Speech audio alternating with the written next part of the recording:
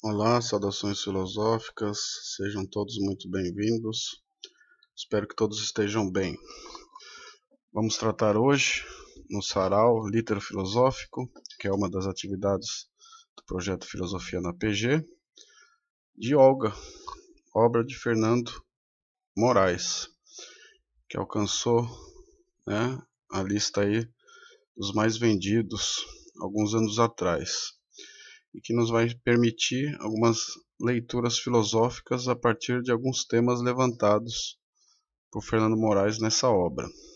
Antes de iniciarmos, vamos dizer aí para aqueles que estão assistindo pela primeira vez o vídeo, ou que não conhecem o projeto Filosofia na PG. O projeto Filosofia na PG é um projeto cultural que tem 3 atividades ou vertentes: o Café Filosófico, o Sarau Litero Filosófico e as ações do GF, Grupo de Educação Emocional em Filosofia.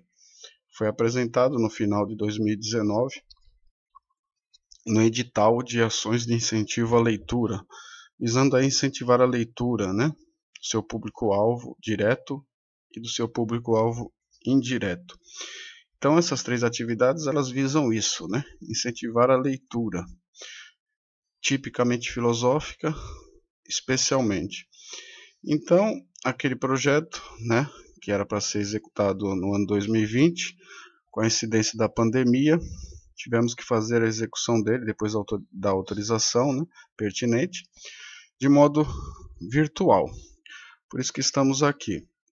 A atividade sobre o café filosófico, que é uma das atividades aí do projeto, ela estabeleceu, inicialmente, tratar de 10 filósofos distribuídos aí nos 4 grandes períodos ou épocas, da filosofia. Filosofia antiga, medieval, moderna e contemporânea. Então nós iniciamos o café filosófico tratando de Pitágoras, que é um representante aí dos pré-socráticos, Depois tratamos de Sócrates e Platão, que são respectivamente aí representantes da época aí da filosofia denominada sistemático-antropológica, Então esses 3 agrupados, eles são os grandes representantes aí da filosofia antiga que selecionamos.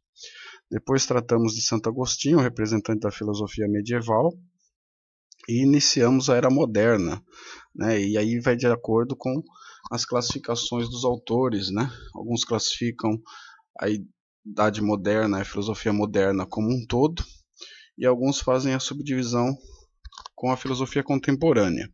Então iniciamos com Spinoza, Kant, Hegel, e esse mês tratamos de Marx. Faltando 2, ainda vamos abordar Bergson e Herculano Pires, que vão encerrar essas atividades do Café Filosófico. O Sarau Litero Filosófico, que é o que vamos tratar hoje, vamos dizer mais a respeito aí no próximo slide, vamos detalhar aí a sequência de atividades até agora realizadas. Sobre o GF, que é o Grupo de Educação Emocional em Filosofia, que foi um trabalho de especialização apresentado na UFSCar, Universidade Federal de São Carlos, especialização em ensino de filosofia, baseada aí no trabalho do grande psicólogo aí, terapeuta Carl Rogers, grande estudioso aí da condição humana, que é muito aí relacionado com a situação aí socioemocional. Nós trabalhamos até agora alguns temas relacionados a essas discussões, vazio existencial, depressão, reciclagem humana, sociedade do cansaço e triunfo pessoal. Lembrando que o GF, ao contrário do Café Filosófico e do Sarau, foram estabelecidos 8 eventos. Realizamos 5 até agora. Nesse mês ainda vamos realizar o 6º, faltando 2 para o encerramento. Passando ao próximo slide, vamos tratar aí, relacionar o que foi trabalhado até agora no Sarau Litero Filosófico, que pelo próprio nome já nos sugere o que, Uma união aí, interdisciplinar entre a filosofia e a literatura. Basicamente usamos trechos de textos literários para fazer a leitura tipicamente filosófica e proporcionar, né, ao público-alvo que nos assiste reflexões, né, tipicamente filosóficas acerca de textos literários. Muitos deles não são, né, tipicamente filosóficos, embora a literatura, né, também seja aí muito utilizada por alguns filósofos, né, foi utilizada por Camus, por Sartre, por Platão, etc. Né? São textos literários que expõem aí a filosofia desses pensadores. Então o sarau, né, nós realizamos até agora 7 eventos, esse será o 8º. Já tratamos de um diário do ano da peste, de Daniel Defoe, bem no começo aí da pandemia, quando tivemos que realizar de modo virtual as atividades. Depois trabalhamos 100 dias entre céu e mar, de Amir Klink. Revolução dos Bichos, de George Orwell, que é um best-seller. O Mundo de Sofia, que tratamos em duas partes, né, de Joyce Steingarten. Depois Fahrenheit 451, que foi outro best-seller, né, de Ray Bradbury. E o último, Admirável Mundo Novo, de Aldous Huxley. Nesse mês, né, vamos tratar de yoga, voltando aí com um escritor aí, né, com um autor brasileiro, como fizemos em 100 dias entre céu e mar com Amir Klink.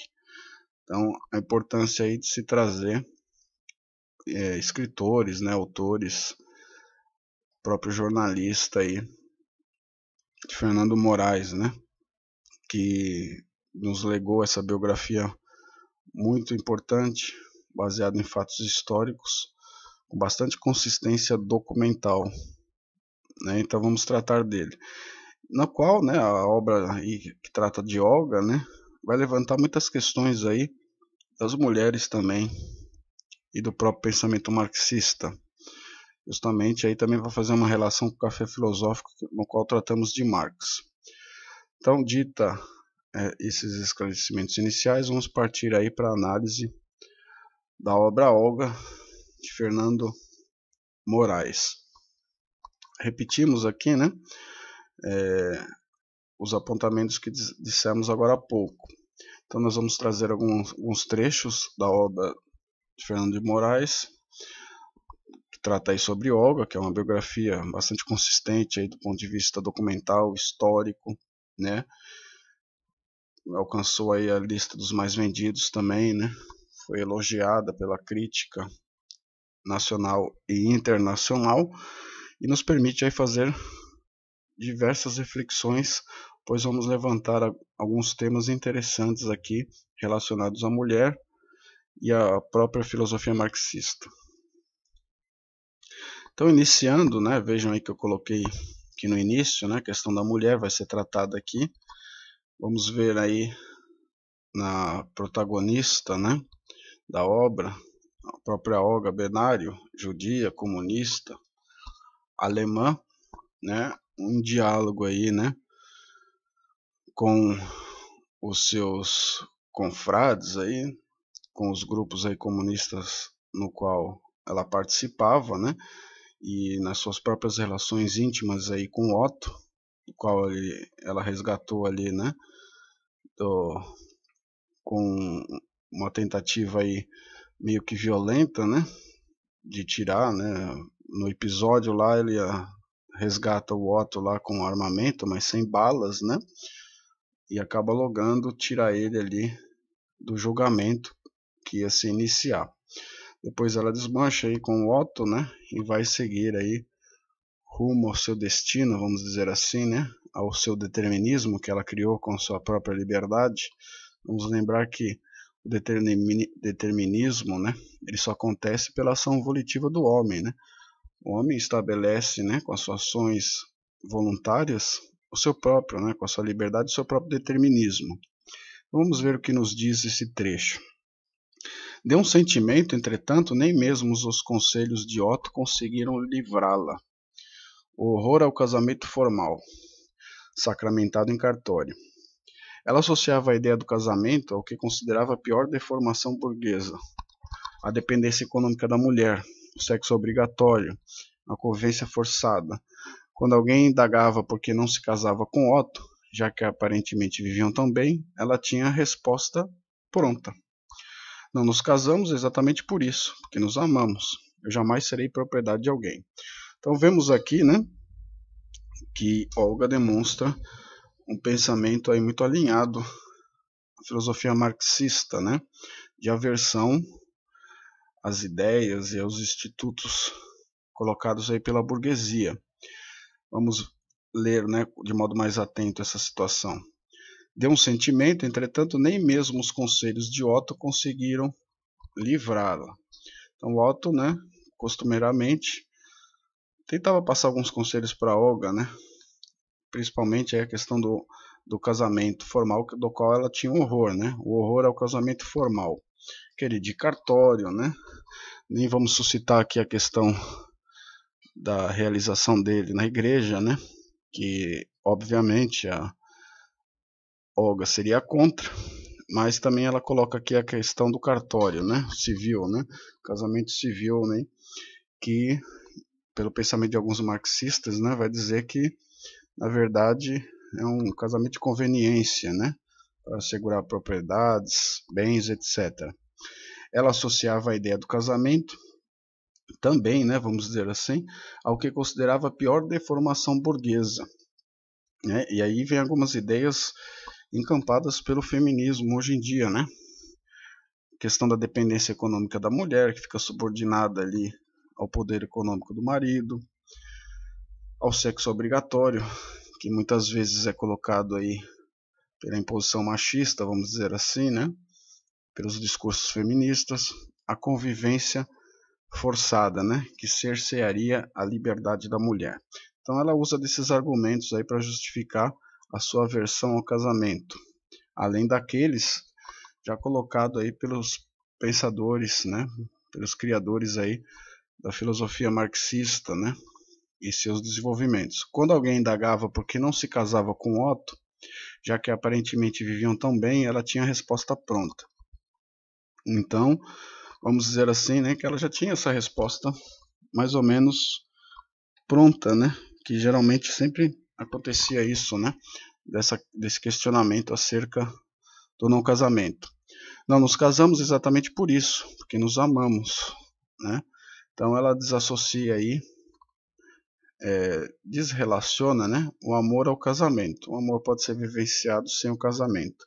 Na visão dela, o que? O casamento, né, deturparia aí, né, o amor, né? Seria uma questão de conveniência, né, de asseguramento de bens, etc. E não se compatibilizaria com o amor.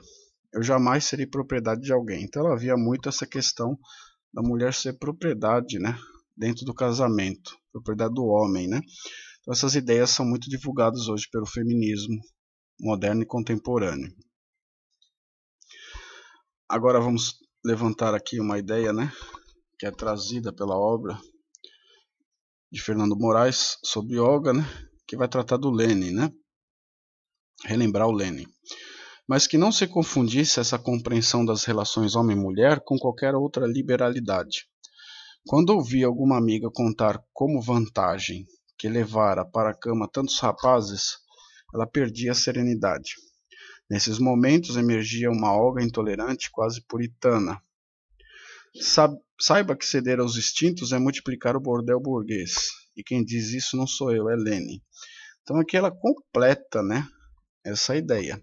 Então não tanto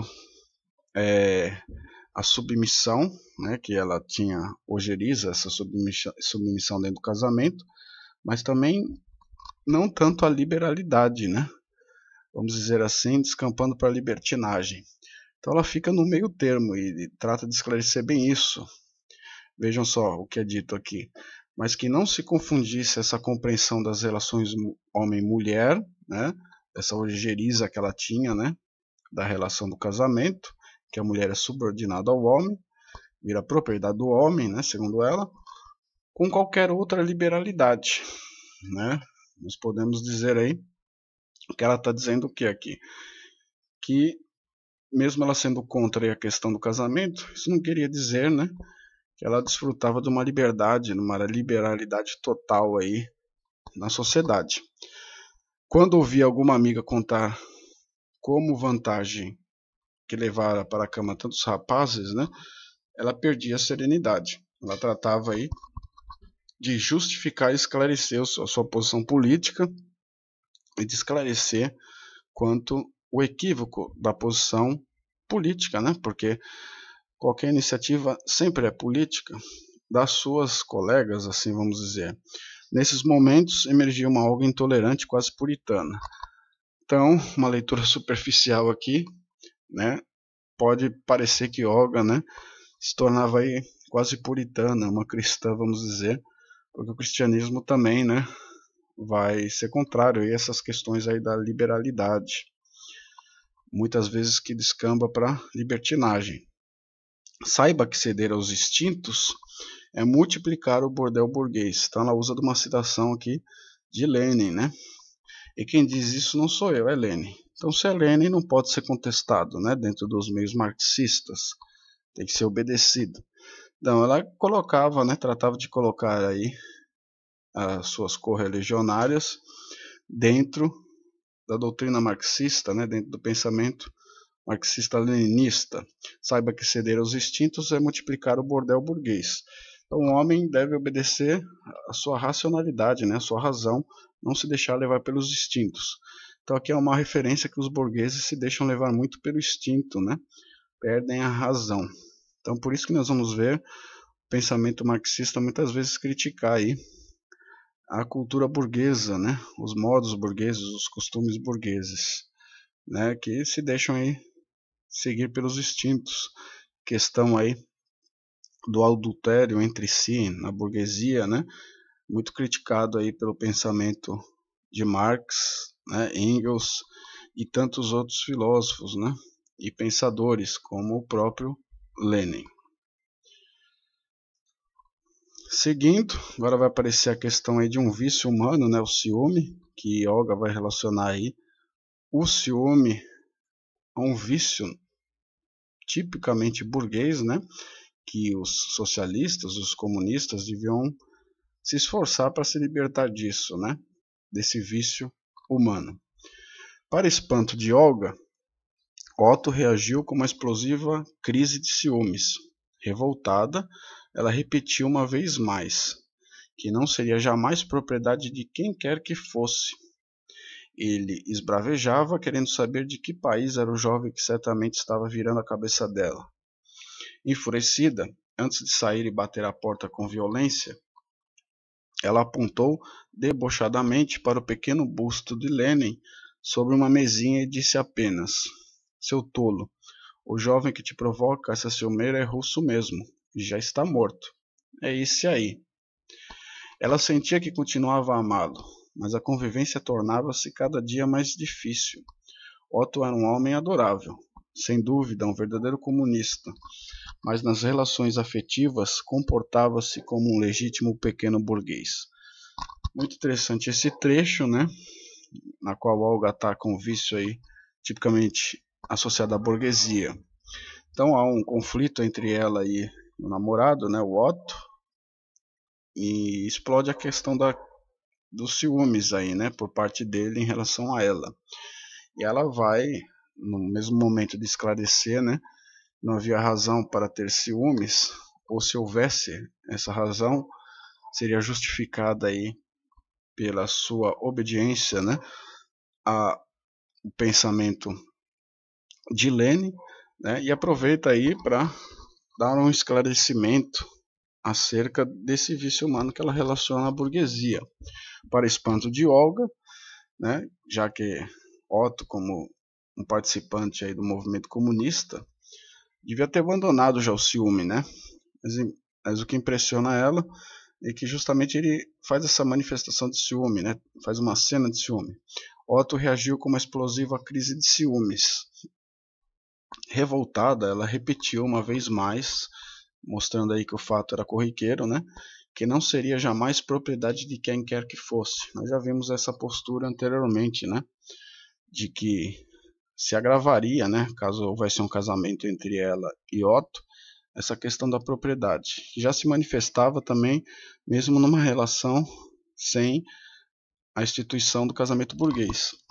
Ele esbravejava, querendo saber de que país era o jovem que certamente estava virando a cabeça dela, já que eles estavam reunidos ali com vários agrupamentos, né, com elementos de diversos países. Então, ele levanta a hipótese dela estar se relacionando aí com algum outro homem de outra nação, né? Provavelmente apareceu ali para os congressos, tal. Enfurecida, antes de sair e bater a porta com violência, ela apontou debochadamente para o pequeno busto de Lenin sobre uma mesinha e disse apenas, né? Então ela mostra para ele, né, que ela na verdade, né, estava se relacionando com o Lenin, entre aspas, assim vamos dizer. Seu tolo, o jovem que te provoca essa ciumeira é russo mesmo. Aí diz a nacionalidade e já está morto. Faz referência à sua morte, né? É isso aí, aponta o Lenin. Para encerrar a conversa, vamos dizer assim, né? E aí depois, nos seus monólogos íntimos, né? Deve ter pensado a seguinte situação. Ela sentia que continuava a amá-lo, mas a convivência tornava-se cada dia mais difícil. Tanto é que vai romper-se depois, né? Isso acontece muito aí, né? Essas relações aí, principalmente entre comunistas, começa a haver um afastamento da intimidade, um relaxamento da intimidade em favor, né, da doutrina comunista, vamos dizer assim, né, do pensamento político. Otto era um homem adorável, sem dúvida um verdadeiro comunista, mas nas relações afetivas comportava-se como um legítimo pequeno burguês. Então também vemos aqui que mesmo entre os comunistas há umas dificuldades aí relacionadas à condição humana, né? Por mais que se comportem no meio coletivo e social como autênticos comunistas, socialistas, muitas vezes nas relações particulares, íntimas, aparecem aí alguns vícios da própria sociedade, da própria cultura, da qual tem que conviver, né? E das suas próprias imperfeições, vamos dizer assim, né? Como, por exemplo, o vício do ciúme, né? Que é muito real ainda na civilização. Vamos tratar agora das questões das sabotagens, né? Dentro do regime da União das Repúblicas Socialistas Soviéticas, que é um ensaio aí de socialismo, como essa tentativa de desenvolvimento do socialismo vai ter que conviver aí com as sabotagens da burguesia, né?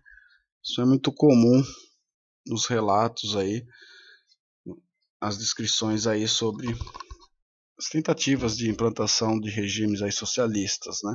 Vemos sempre a burguesia sabotando essas tentativas. Na União Soviética, Prestes foi logo contratado como engenheiro da Tzentral-Soyuz-Stroy, a estatal responsável pela fiscalização de todas as obras de construção civil no país. Ele ficou revoltado em seu trabalho de fiscal de obras, com o grau de sabotagem de técnicos e engenheiros contra as obras do novo governo. Prestes havia recusado as regalias oferecidas pelo governo soviético aos técnicos estrangeiros, tais como salário em dólar e permissão para fazer compras em lojas privativas. Ele preferiu receber em rublos e viver como os milhões de russos. Então, o Prestes, né, Luiz Carlos Prestes, que tem uma história aqui no Brasil muito interessante, né, das caminhadas que fazia, né, da coluna Prestes, tal, que pode ser consultada aí nas suas biografias a respeito dele, né, nos manuais aí de história do Brasil, próprios livros aí didáticos. Teve um momento da sua existência que foi trabalhar lá na União Soviética, bem na época da implantação do regime stalinistas, né, vamos dizer assim. Então, na União Soviética, Prestes foi logo contratado como engenheiro.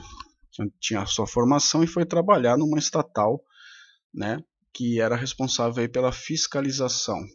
Então, a estatal, né, aqui a gente já vê uma visão aí do que seria o regime socialista, criação de algumas estatais para fiscalizar, né, com a função de fiscalizar as obras de construção civil no país. Nesse momento ainda se usa, né, algumas empresas privadas, justamente porque é uma fase de desenvolvimento, se precisa, né, de alguns investimentos aí do capital nacional ou estrangeiro, mas isso é fiscalizado por estatais, né? Nas diversas áreas aí econômicas. Então ele foi trabalhar lá e ficou revoltado em seu trabalho de fiscal de obras, começou a flagrar, né, o grau de sabotagem de técnicos e engenheiros contra as obras do novo governo. Então, muitos técnicos e engenheiros começam a sabotar, não fazer direito ao seu trabalho, né, justamente para manchar a tentativa política de implantação do socialismo. Isso acontece muito ainda hoje, né, em alguns países aí que tentam fazer tentativas de implantação do socialismo, né. Muitos técnicos, engenheiros, mas também comerciantes, né, pessoas ligadas aí, os fazendeiros, ao ambiente rural, né, que acabam aí tendo que aceitar a situação aí coletiva, né, expropriação, etc. E ainda comandando algumas atividades, acabam sabotando, né, fazendo sabotagens, não colocando, por exemplo, na questão aí do comércio, né, escondendo produção, estoque e tal, para justamente provocar um ambiente de conflito e sabotar aí a implantação dos governos socialistas. Prestes havia recusado as regalias oferecidas pelo governo soviético aos técnicos estrangeiros, tais como salário em dólar e permissão para fazer compras em lojas privativas. Ele preferiu receber em rublos e viver como os milhões de russos. Então aqui fica constatado que Prestes recusou algumas regalias, né, que aparecem também, né, nos ensaios socialistas, como tem no capitalismo, né, alguns privilégios, mas é preciso no regime socialista se colocar essas situações, porque senão você não atrai, né, as pessoas formadas, os técnicos, né, então você precisa dar uma contrapartida. Geralmente essa contrapartida, né, para atrair esses especialistas, técnicos, pessoas formadas em determinadas áreas, né, que passam a ter um salário um pouco maior, mas não brutalmente desigual, como acontece no capitalismo. Então, aqui está relacionados alguns desses privilégios, o salário em dólar, né, permissão para fazer compras privativas em lojas privativas que ainda existem. Então, Prestes acaba recusando tudo isso, né, sendo aí fiel e autêntico aos ideais socialistas. Ele preferiu receber em rublos e viver como os milhões de russos. Então é um fato muito interessante que está registrado aqui nas linhas de Olga.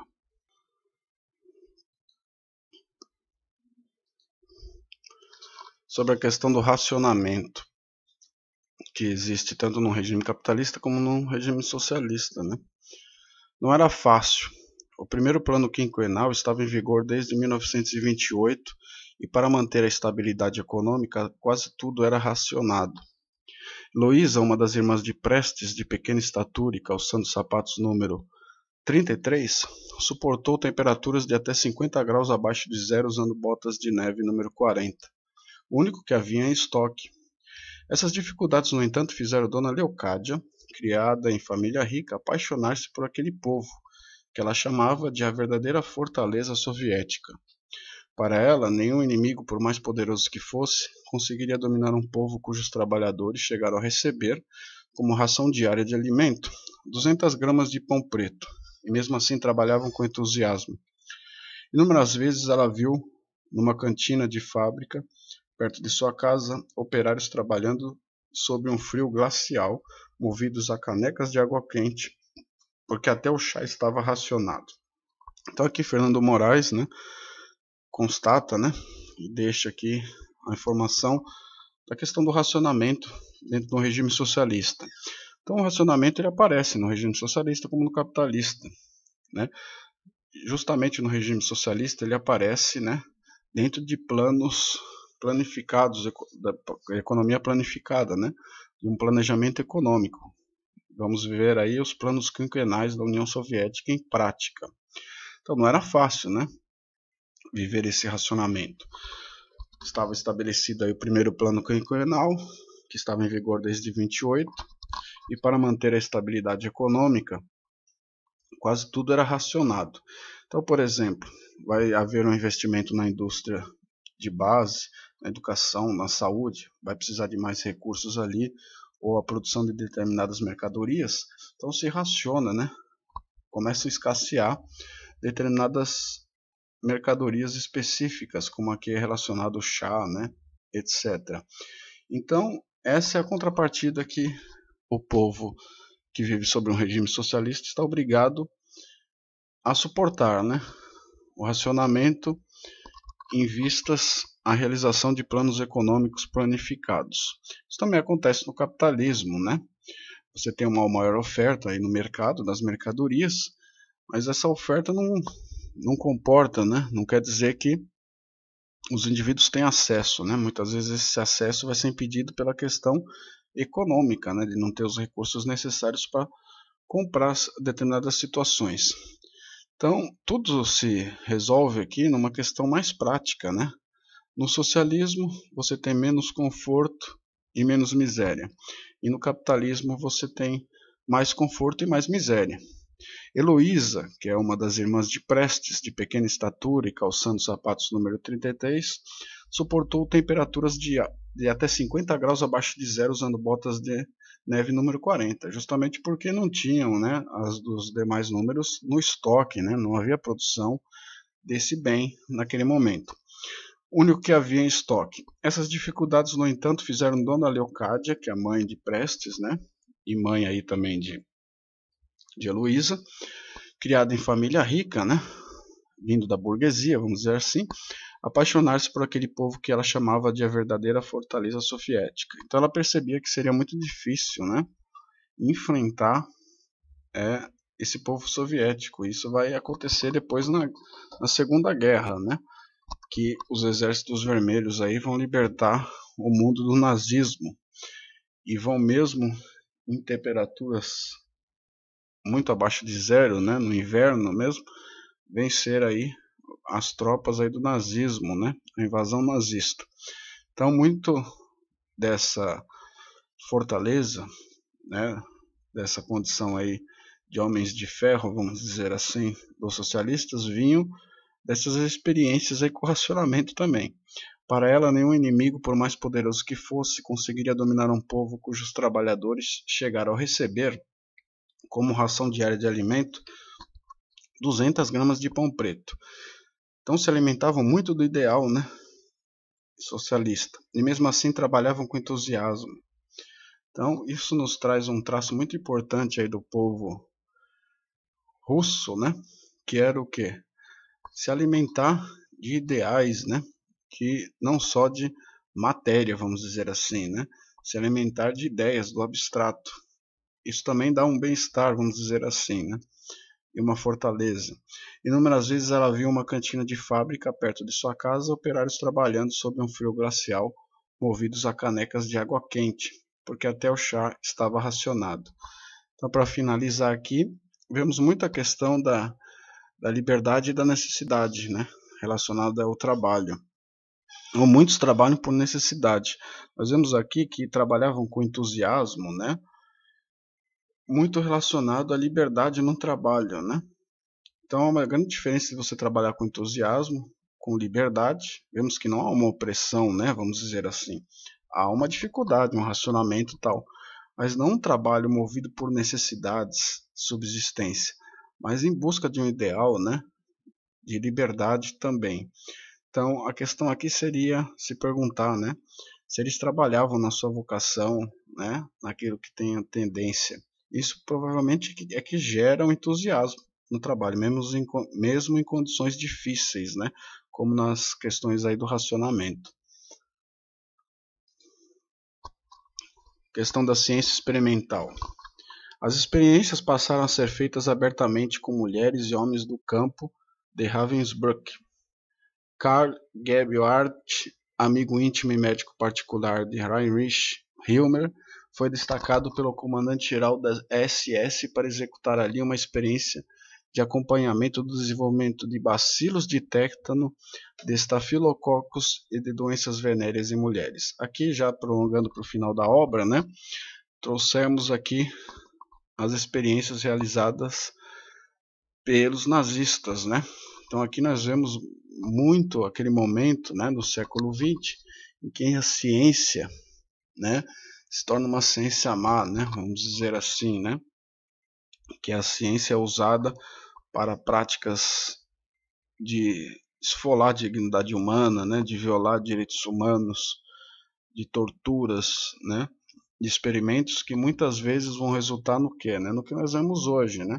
Hoje nós vemos a categoria de médicos aí sofrendo com as questões aí do vírus, do coronavírus.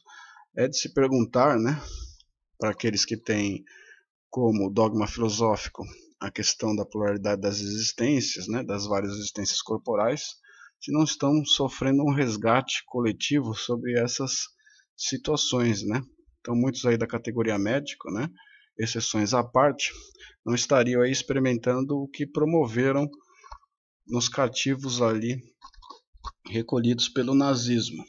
As experiências passaram a ser feitas abertamente com mulheres e homens do campo de Ravensbrück. Então aqui ele relata, né, que foi levadas junto às médicas pelo regime nazista para fazer experimentos com homens e mulheres, né? Aí fala aí do médico, né? Não era só esse, tinham vários outros, né? Mas esse parece que era o líder, né? O Karl, né? E o Heinrich, que são mencionados aqui. Um era amigo íntimo e médico particular do Hilmer, né? O Karl.